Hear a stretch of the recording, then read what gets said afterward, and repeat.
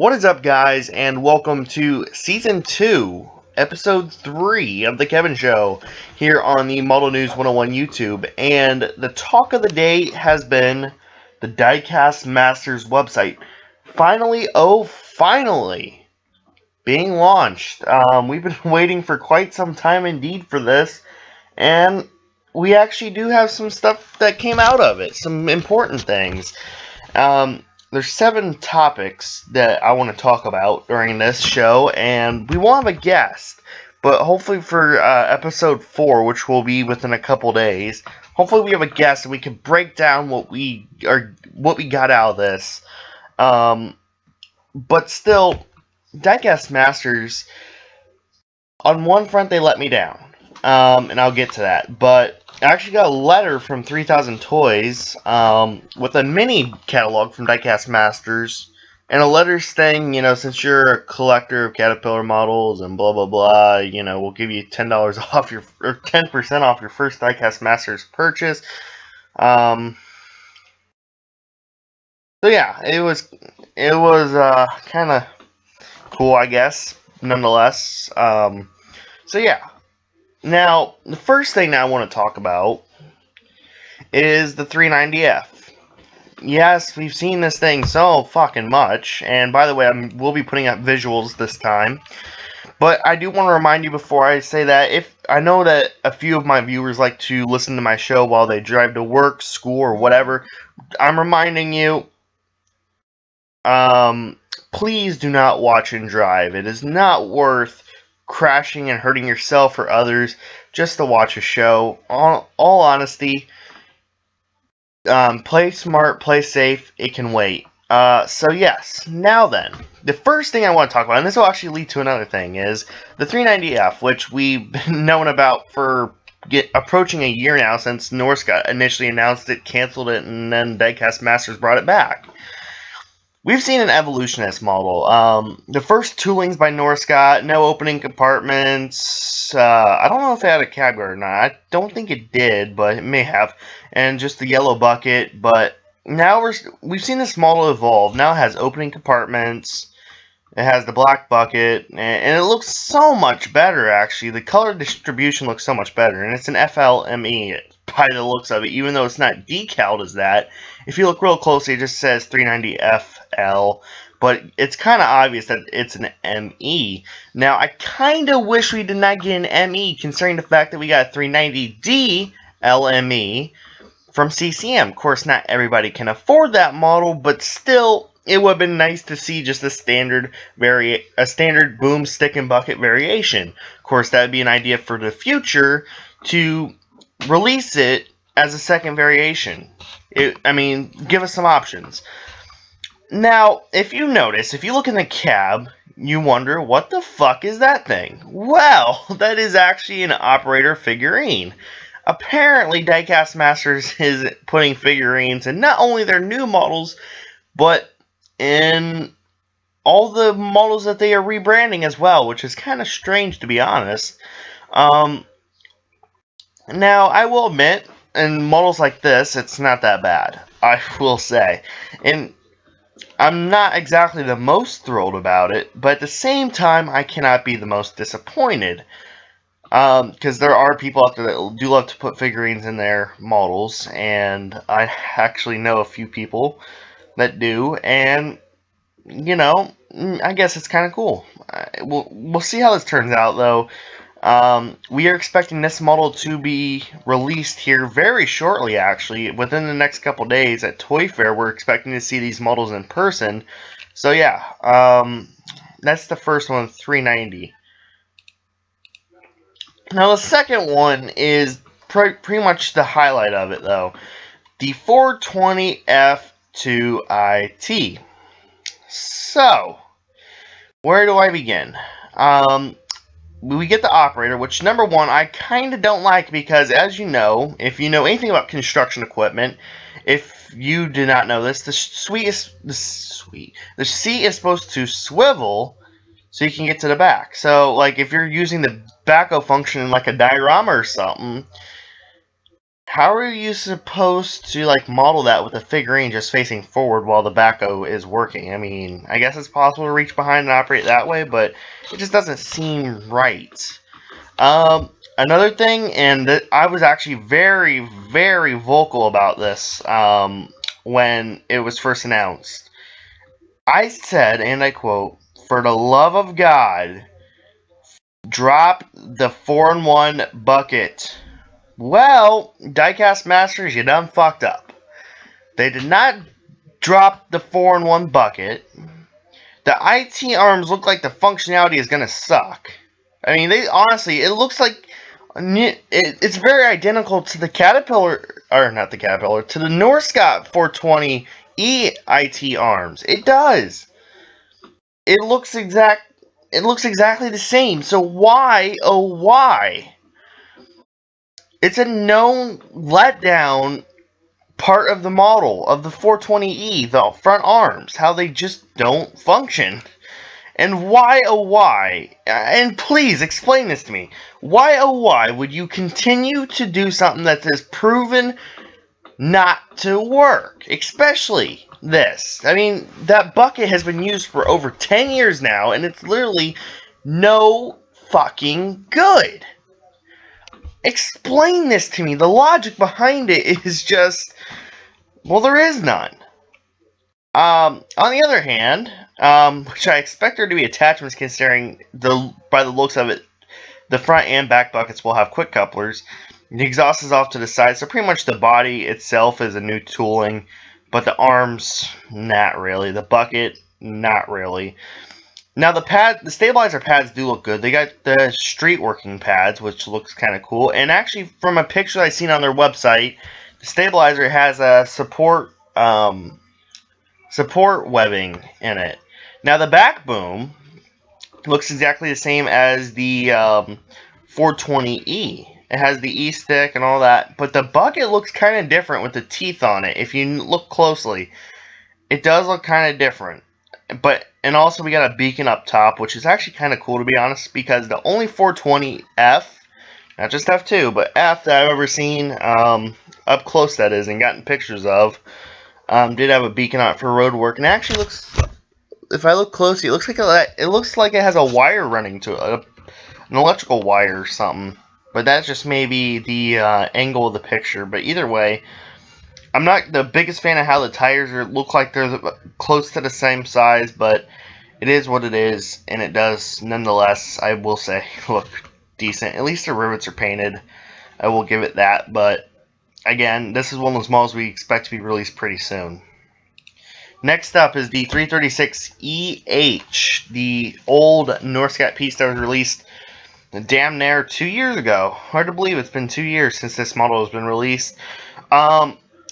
We all have had this model. We all have complained. Well, a decent majority have had this model, and a decent majority have complained about the bucket, how oh so hideous it is.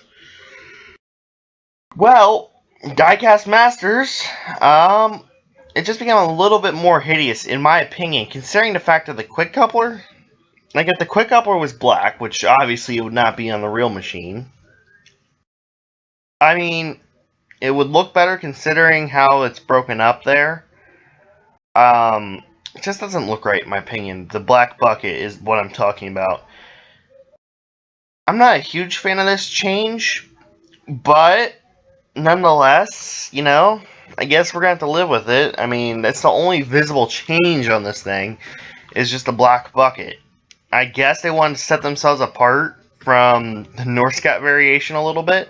And let's put it this way. They did the same thing to the 345 BMH, which they are re-coming out with. It as well has a black grapple and all that, you know, the material handler. So, it's a common theme now that, sorry about that. Apparently my Skype went off, or whatever. It's a common theme nowadays, though, that, Diecast Masters is just, oh, for fuck's sake. Just kidding. The Diecast Masters is really just repainting certain things to set themselves apart from the Norscot variation. I'm not saying that this is a bad thing. I'm just saying that, there's certain models that I would do it to and certain models that I wouldn't. I guess it does look okay from here, but, I mean, we'll have to see how this goes. So, yeah. Next up is, well, I don't even understand the logic behind this. And apparently sorry about that, guys. The broadcasting system isn't wanting to cooperate. So anyways, the next thing is no 320F or 349. This is an interesting one. On their website, there is no 320F, 323F, or 349FLs. Now then, why oh why would we, especially the 349 is a highly anticipated model. It really is. Considering because a lot of people could not get the CCM 349. So, I think, this is their best shot. But it wasn't there.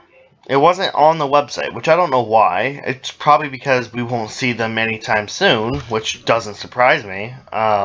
But either way, and this sounds like I'm ranting and raving on Diecast Masters.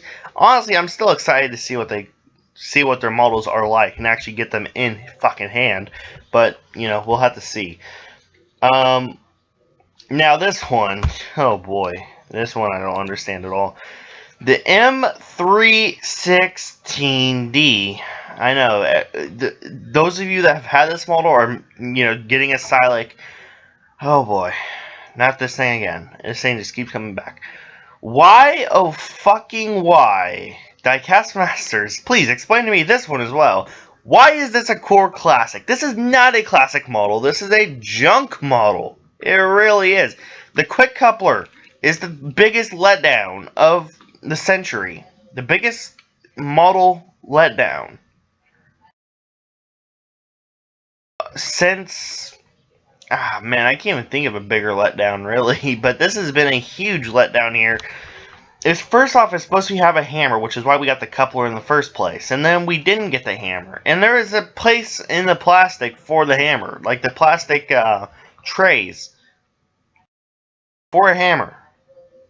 But yet we did not get that. And then you got this fucking terrible coupler assembly. It's not even resembles the real thing. It doesn't resemble the real thing, and yet we still get it.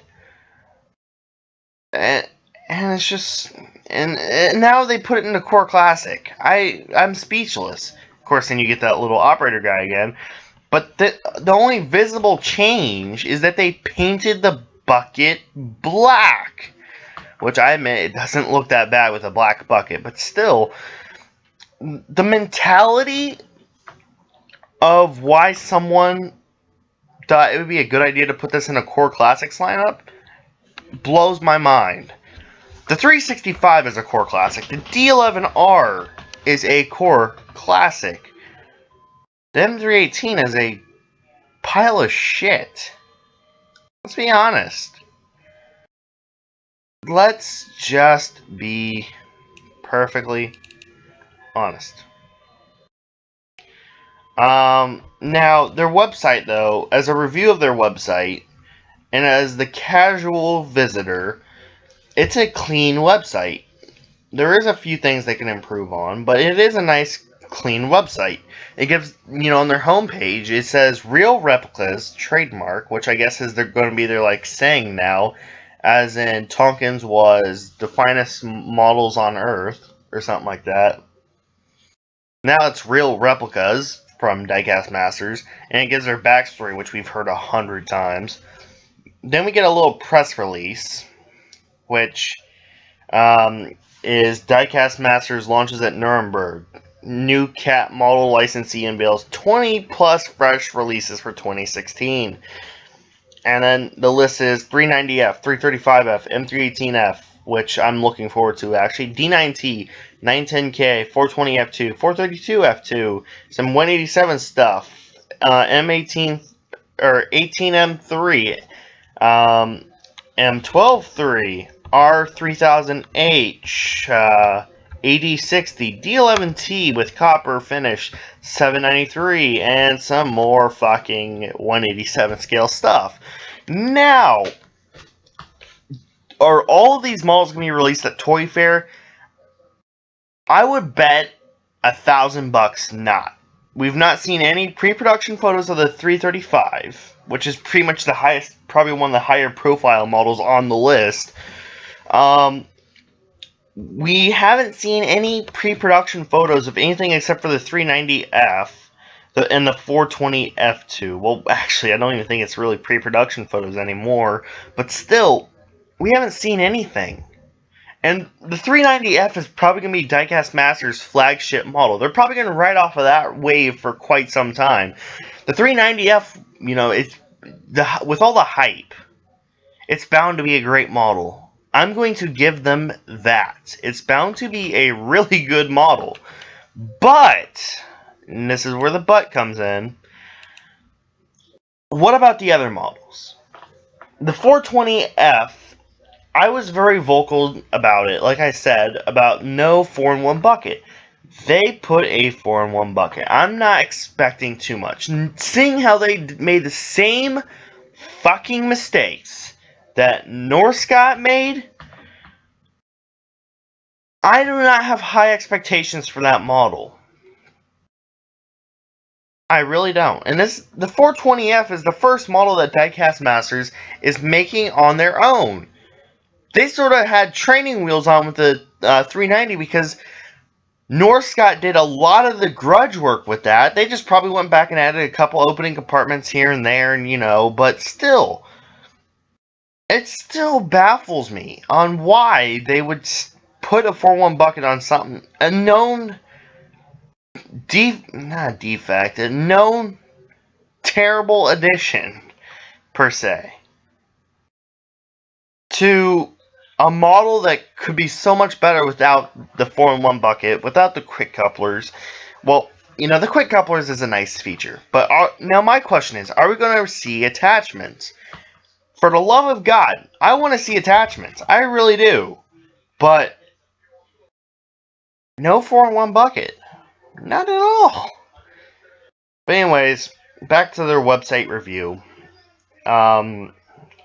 It's called Diecast Masters Company Limited, so, whatever floats their fucking boat. They got tabs saying home, about us, our philosophy, our replicas, product catalog, distributor, partners, and contact.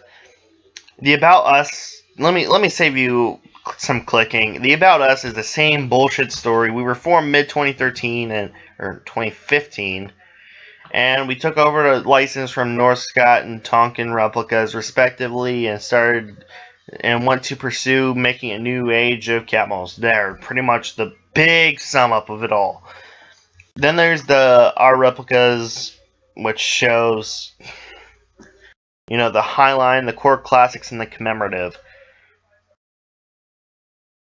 Honestly, I mean,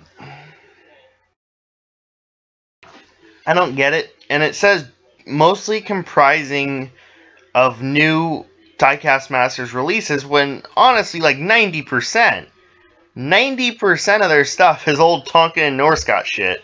Maybe re-decaling 3 loader models counts as theirs. I don't know.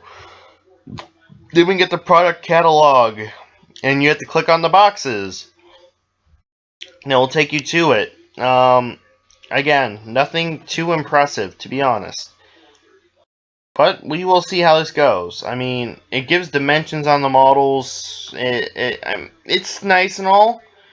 But, again, I don't have that much of a hope on some models. But others I have quite a bit big hopes for.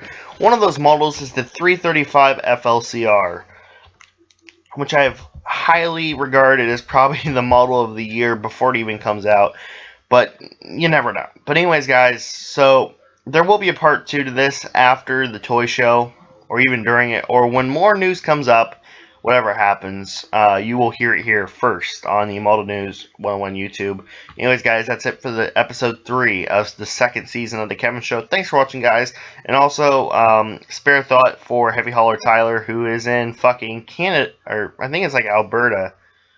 Fucking Alberta, Canada. He's working at his job, and spare thought for him. Haven't heard from him in a couple weeks, but damn it, I guarantee he's doing a great job. So, Tyler, hang in there, bud. And we'll see you in the next one.